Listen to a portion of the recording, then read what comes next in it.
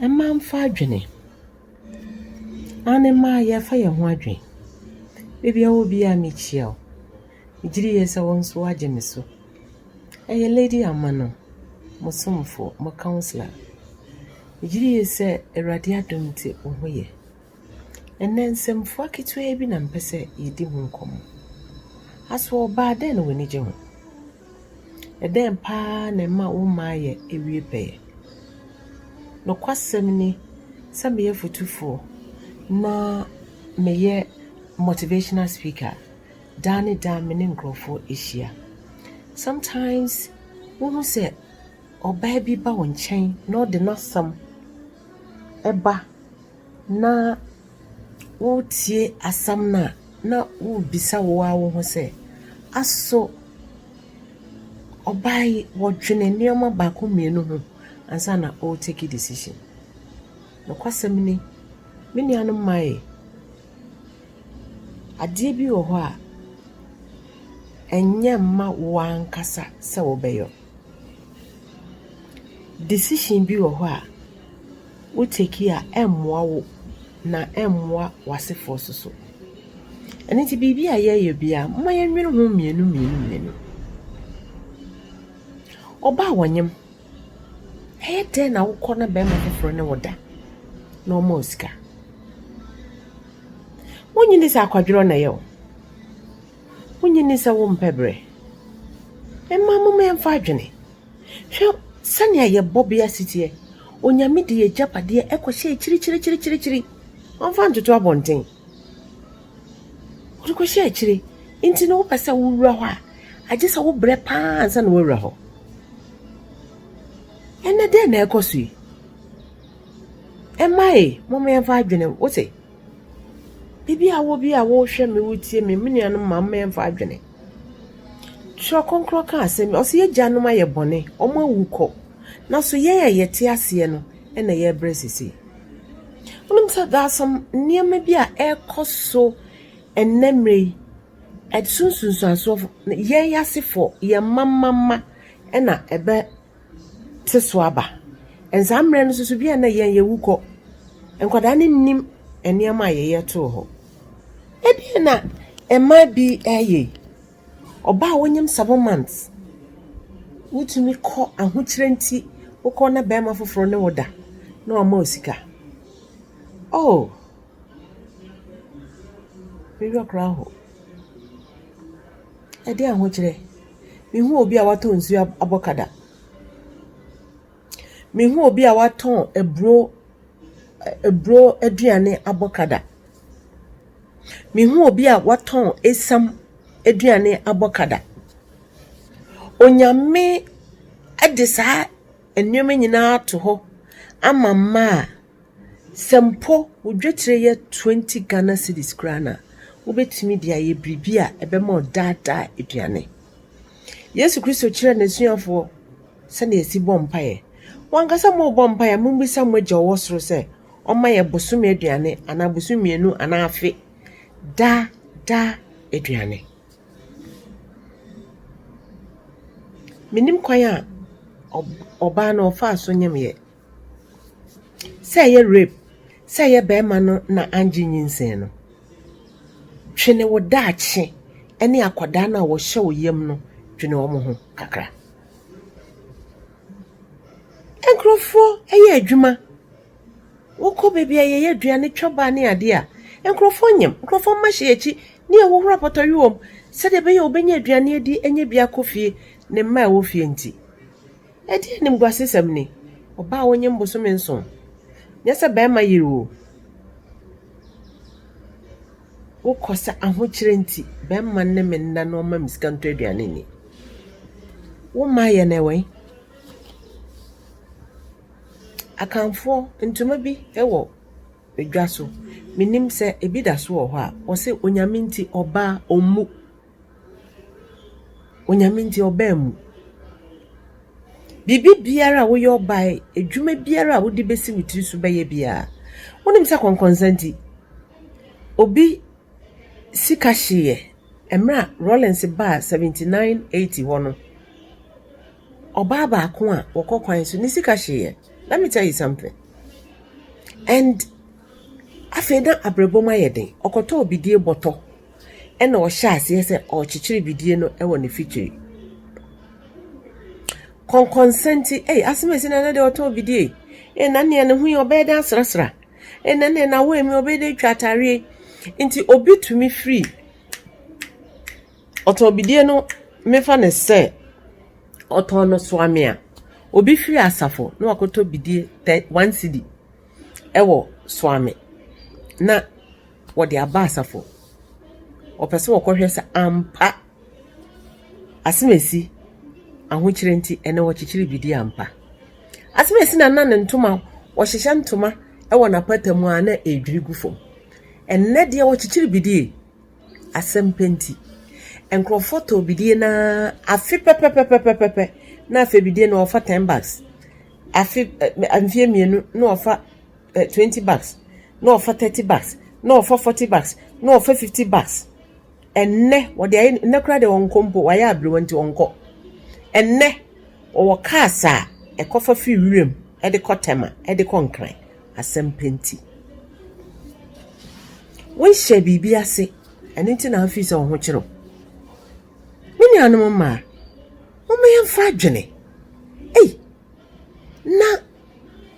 enne ya wiase ye huhu enkrofo ye sakawa enkrofo ye sikaduri nti wo ko ye ena wo pai wo yam ena wo yi baby no na wo de koye bibi a nka ba yede mini anum mai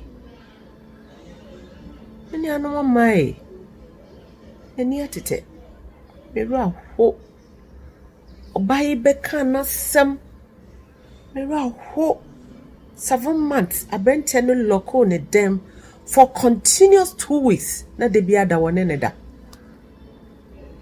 adefo enya adefo ena ofa na sa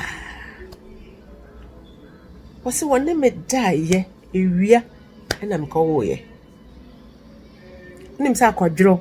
ena de oba akote bia tisem sa wo mpe bra ebra be na wo sa ni akwache be me dem yoye ene udi nsuo besi witiri so akogina kwan ho aton nsuo ni mienu de he na brewo aso obi moja obi guguso ede na ebe wiase ede na enibie ye mroso nti ma ye hu ede na akwadworo ede ye nkwe anase ye nibie ana aya akwadworo aya sembise o wo anu yi a me pa ocho uko Facebook a na hu me ho a na wabo moden Lady Amano na wa ansame eya akwadro anase eye nibie yemroso so obai bi konyem na wanya kunu na otena se hwe ne ho ehwe bana obewo na wagimi ana wo wani ateche no wonyini se ya akwadro wonyini se wankasa no wonfa adwene emma mfa adwene wonfa wadwene no wonfa nwie peye pacho bomodin na subscribe ewo YouTube emma mfa adwene ye fa ye ho adwene me say enkrofo ehawa omu efom enkrofo atete a omu komu no e de betu ye hofo 7 months pregnancy kode bema foforo ekomti bema foforo ne oda ansana wenye bia to aduane edi enumpo no se na ode ma wo 2 weeks na she bema foforo dem wo free ho a wo kwa another bema ho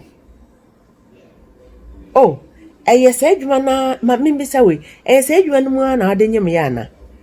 ntino won hyada nnim bema wonyem wo oh I see emma yemfa adwene o ma yemfa adwene pa kyerese ne ekono eni soso ne ekono eni enyan ne ekono ebemma ye generation oma bre ne ekono ebemma ye ma ene ye nananom eduabo adeda won tiri so ne ekono enkoyie emai Mama yemfa adwene pa if you say and shada nya better sa kra me dwene nya ma ye adwuma yi ache me ni nipa hodo ehia me ni nipa hodo akasa nanso so erabe we asem Emma mebotoe still me go so adwene na me gidi ye se wo beboa me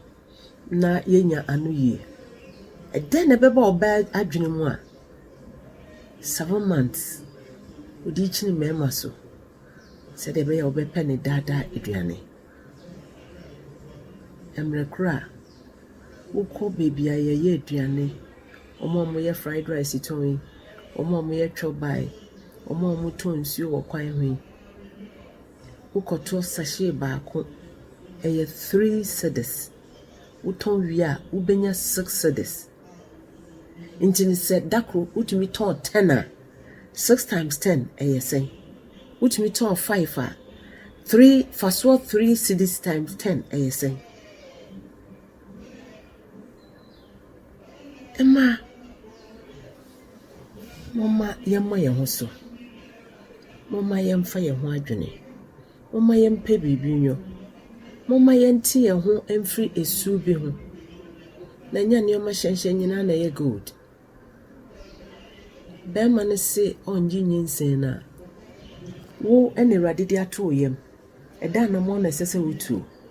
bi se rade sempo wo kunumpo ana be me bi na nyem wo na ose wo onji nyinsen na onyame nim ne enti a enkrofato golden bed kofato silver bed na oma ombi na odi ama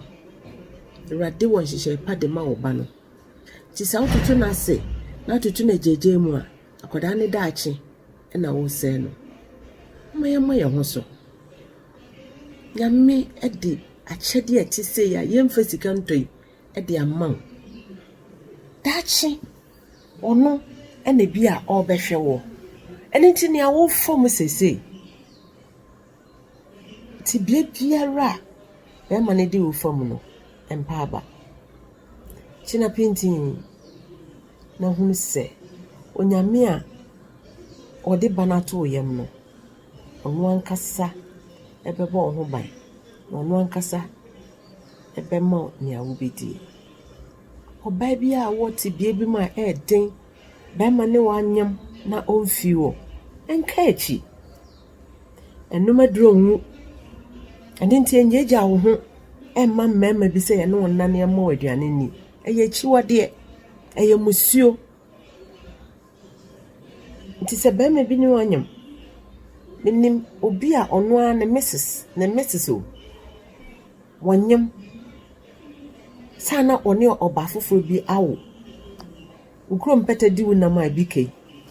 sana one oba foforo bi awo eno nti waye na adwen se ompese obewu bi aka ne Mrs mma no ho eni ne Mrs ne be wo ne ba otoso nan be ma ne ka kire ne se wonye ready se ope ba otoso nan onko yingu Mrs ne ka kire ne se de odi kan wanye ngu de otoso mienu wanye ngu otoso miensa wanye ngu anya wi na wo be yegu wo yigu na wo wu a wa ha ne ma no wo gina pintin ono ahwe ne ho bosome nkron wo ye wo hia badin to bia adom inshira wo de frefre ne fie ho enne sa akoda no wonno na aye the eye of the family edru baby a papa na dwuma seye sa akoda na osose na yiri nkonyingu no onno nenne o hwe busua ni nyina so koyi sa aba ne tugu ya enka maame no owe na wawo mmaya miensa nti de otoso nan no na bema ne fi so obewo oba eni nti na so nkoyingu no eso ye bema enne sa bema no na ehwe maame no ene ne kunu mini abai sa wonyam na bema no sempoti aware ase na bema ne kase koyigu a enko wonti aware ase na wanyam na bema ne ne nyemye eye watantade a kan ho fu a kan ho sisi wo so pebiribi yo masika mfa wo nsem na chechire wo wire na onyame na wode bana to yem no ono abesua wasomdwem na ono ankasa bema ne abedi anoma edwuma be na woye onyame bo anoma no na electricity ni wiase na so Awurade hu se ebeduru baby no power bi beba asasi so ano odin pa which is electricity power and into static shoe conductive shoe onyame de she ohu anoma electric pole and electric wire acheneda ohu kwakwa de bia electric wire acheneda onyame ahye no empabo a entumi electrify no and into se Awurade de nyinse to yem a onyame na ode ato yem no onim kwan nam so behwe wo eni hu awu enjeja wo ho se bema ba ko ahio enu nti no wo so ujeja wo ho wo ya sana wa manyame ensesi fom me nua bai bo ho so wate